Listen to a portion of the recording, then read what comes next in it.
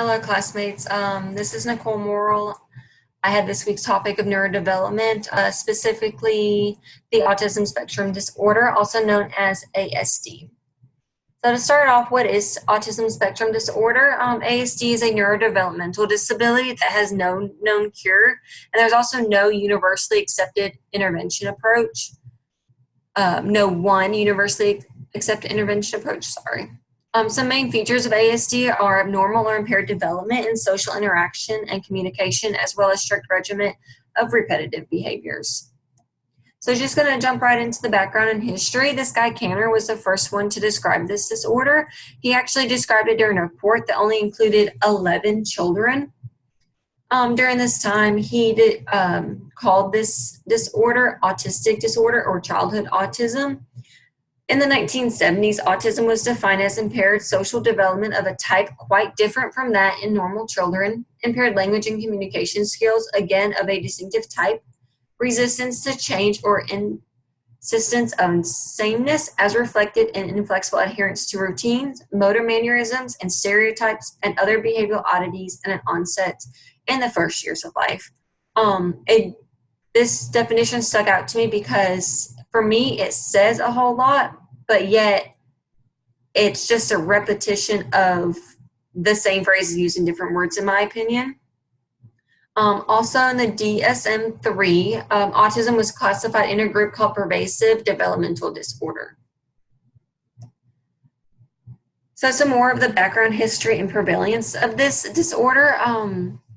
Symptoms are usually recognized during the second year of a child's life, so between 12 and 24 months is the peak time when symptoms start showing and kids are diagnosed with ASD.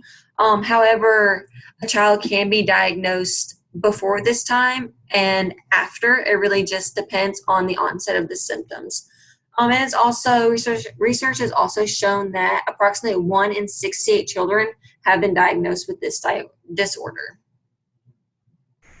So just jumping right into the diagnostic criteria, there are 5 different criteria that need to be met for a child to be properly diagnosed with autism spectrum disorder. The first one is deficits in social communication and interaction. These can include abnormal social approach and failure of normal back-forth conversations. So it pretty much means the individual is unable to maintain a conversation, to appropriately use language of which the conversation can continue being had. It also has the individual reducing shown emotions, which means that they don't always smile when they're happy, cry when they're sad. They have very limited emotions and they're unable to process or show certain emotions. Some more deficits in social communication and interaction also involves nonverbal communication. So this means that the individual is unable to show proper body language when communicating. This includes eye contact with the individual that you were speaking to, and it also includes being unable to face the individual or having a closed off body language. And also includes lack of facial expressions. Lastly, they also have deficits in developing, maintaining, understanding relationships, and they have difficult times adjusting their behavior to the appropriate social context. The second criteria is repetitive and restrictive behaviors. This includes the use of objects or speech. This can also include lining up blocks or lining up different objects, flipping toys, using certain phrases. They have a hard time changing their routines, so that the inflexible adherence to routines, which means that they have a really hard time adjusting when things may pop up that require their daily routine to adjust a little bit. They have a day-to-day routine of what they like to do, and they do not like to expand from that routine. This also includes a hyper and hypoactivity to sensory input or unusual activity in sensory aspects of an environment. This can include pain, temperature, sounds, textures, smelling, touching of objects, going off a personal experience, I used to work with kids with autism, and I had one client who, whenever we would go into the game room, he went to one specific toy. He never played with it. He just rubbed it. He just loved the texture of it. He never played with it. He didn't like sharing it. So that was a thing, but he always went to that one specific thing and he just rubbed it. Just rubbed the outside of it to feel the texture of that toy. So criteria C is that the symptoms must be present early developmental period in the developmental stages. This can vary based on the social demands. Symptoms may not always show up due to the social environment of that individual. So it's important to remember that when diagnosing an individual with this disorder. Criteria D, the symptoms must cause significant impairment in everyday functioning. This can include social functioning, occupational functioning, just your everyday life functioning. And then lastly, criteria E, the disturbances and symptoms cannot be better explained by other disabilities. And after all of this, getting all the criteria, it's also important to note that you need to specify whether the individual is with or without occupying intellectual or language impairment. You also need to mention whether it's associated with a known medical or genetic condition or environmental condition. So it's important to also do that. So going off of the diagnostic criteria, along with all the criteria that I mentioned in the slide before, there also is 3 levels. So the first level, these 3 levels are severity levels for autism spectrum disorder. So level 1 is requiring support, which includes having deficits in verbal and nonverbal social communication skills. They have the inflexibility of behavior, like I mentioned earlier. They have an extreme difficulty coping with change and other restrictive repetitive behaviors.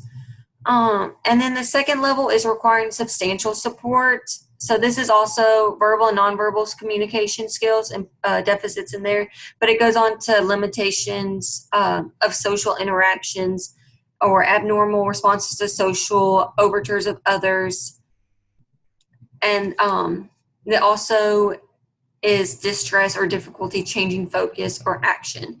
And then lastly, level 3 is requiring very substantial support.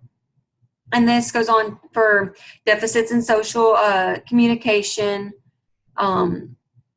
social interaction, unsuccessful responses to social overturns of others, decreased social interaction. So they will not interact with anyone. They have a really hard time of interaction, of social communication. They do not want to meet other people. They are just very limited. They only respond to direct social approaches. An example of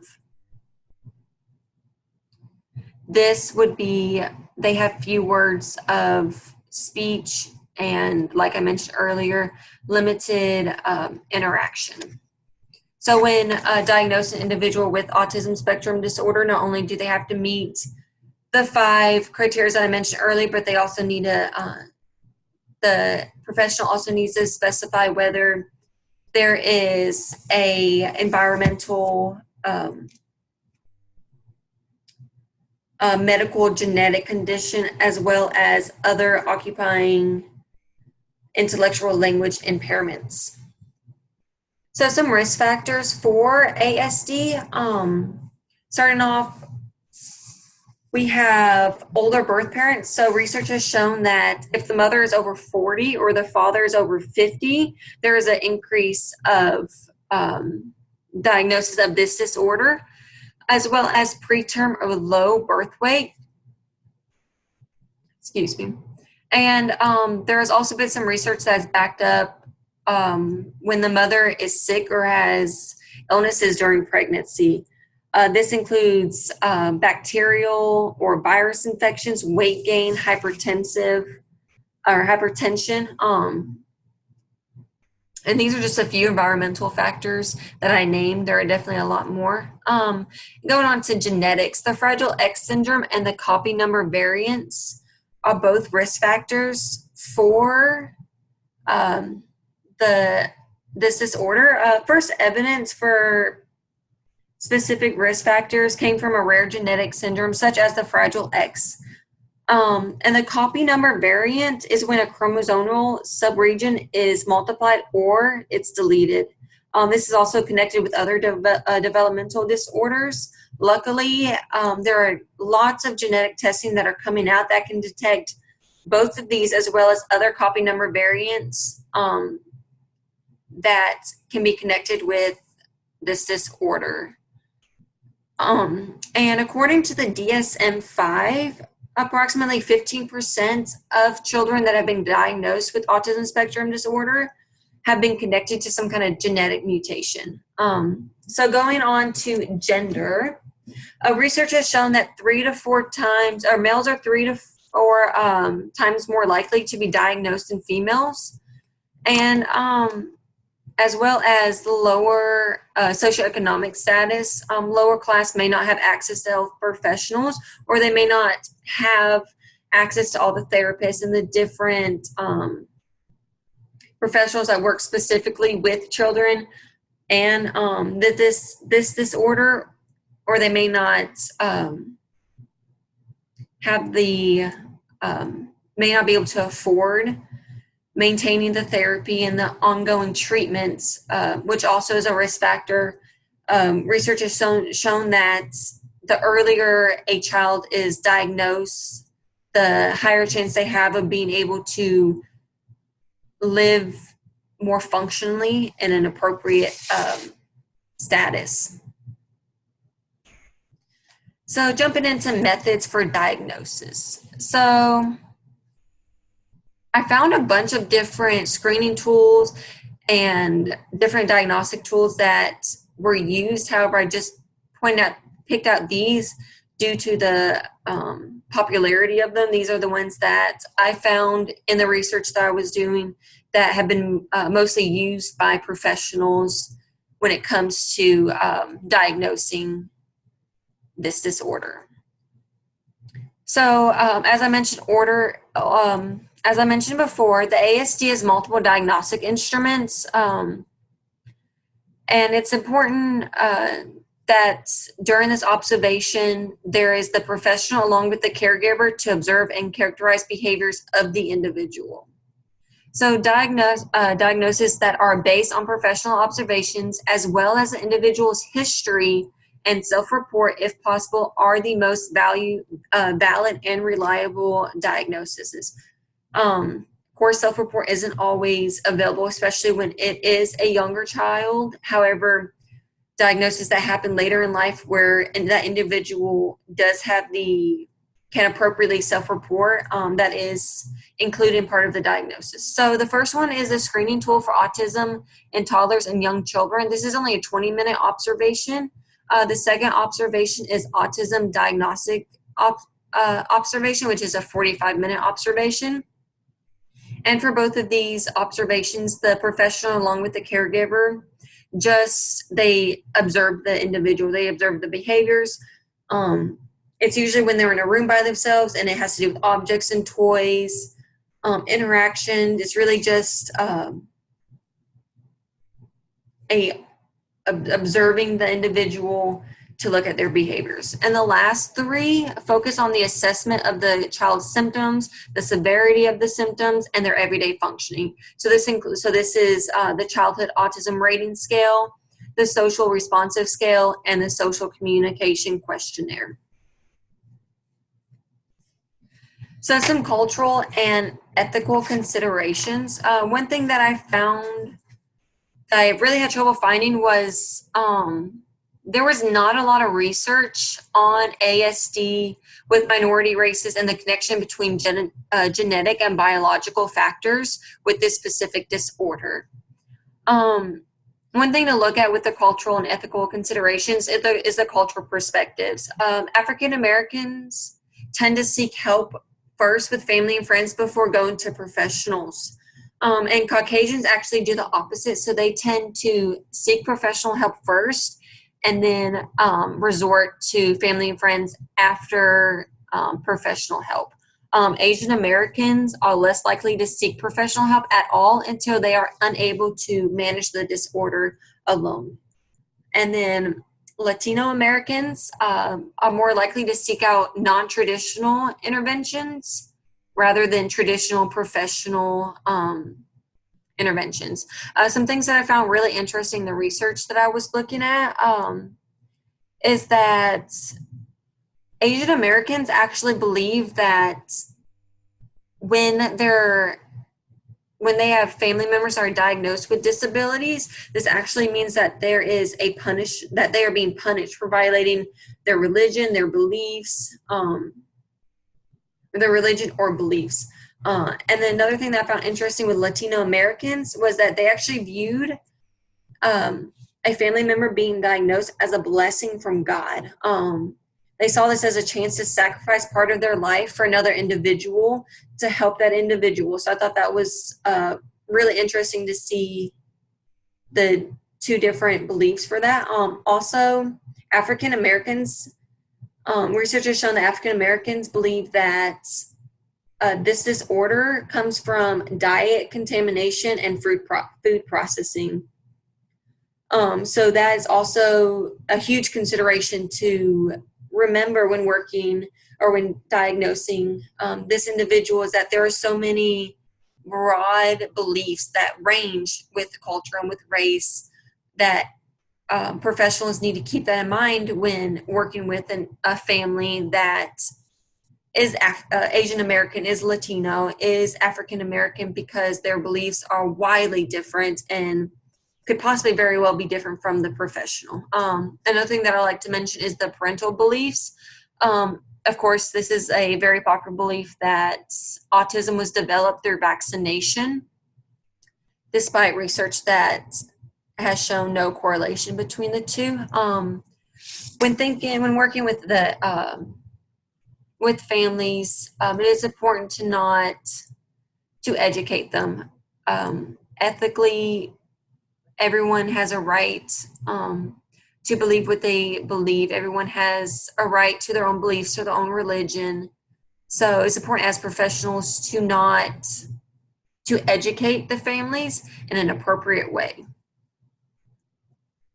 So just some treatment that I found. I absolutely loved researching different intervention, different treatments and therapies, because I can go on and on about all the different therapies that are used and all the different strategies that are used and that are currently being used and molded to work with kids with autism. So just gonna start off with behavioral strategies. This strategy promotes appropriate behavior while discouraging inappropriate behavior.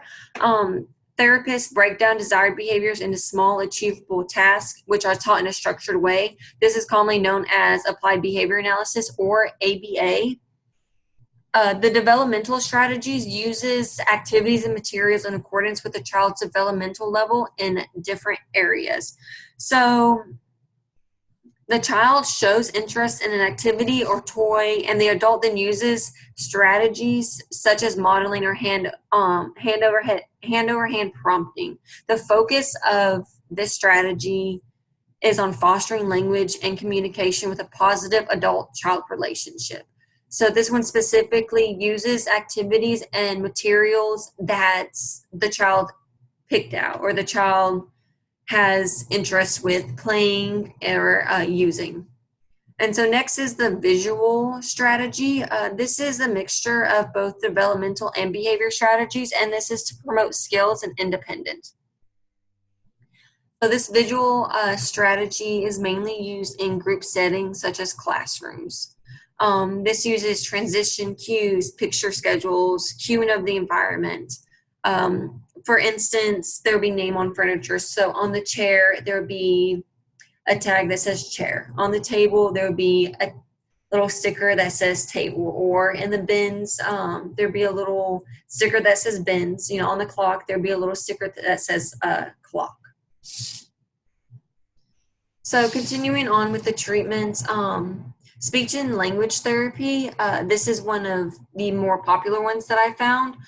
It's most effective when the speech language pathologists work closely with other professionals to promote functional communication.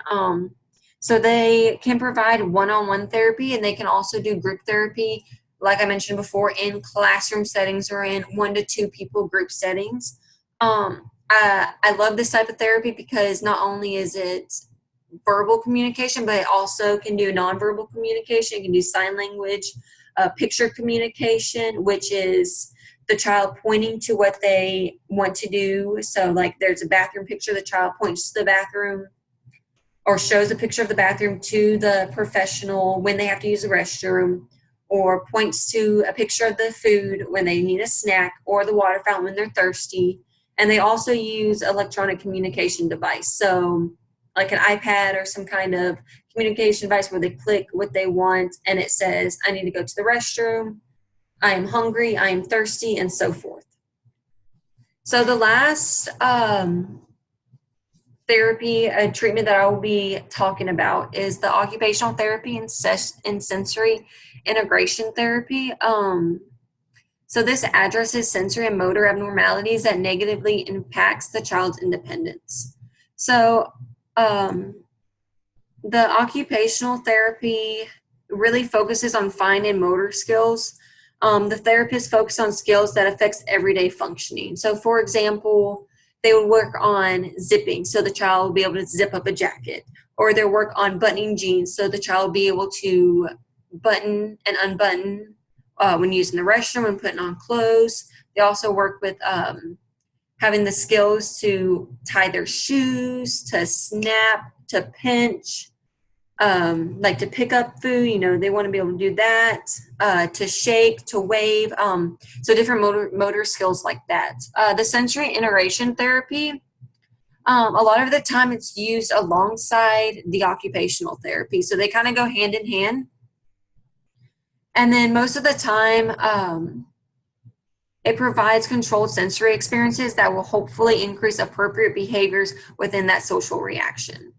It's important to remember that each of these treatment goals should be set for each child individually and their level of functioning. I think that is why there is so many different therapies, so many different treatment interventions that are used, because there's such a wide range of function with this disorder, as well as the age within this disorder, that it's impossible to have one therapy fit with more than one child. So moving on. So these are just my references. These and these. I really enjoy talking about this topic. This disorder has a special place in my heart since I worked with kids as an autism behavior technician. And being able to work with kids as doing applied behavior analysis every day was so rewarding. I absolutely recommend that anyone who's interested in this field to do some more research, because there is so much research on this topic and so much more research that is currently being done that it is so hard to cover every single area in the depths that I absolutely want to. So thanks so much for listening. I hope y'all enjoyed. Have a great night, y'all.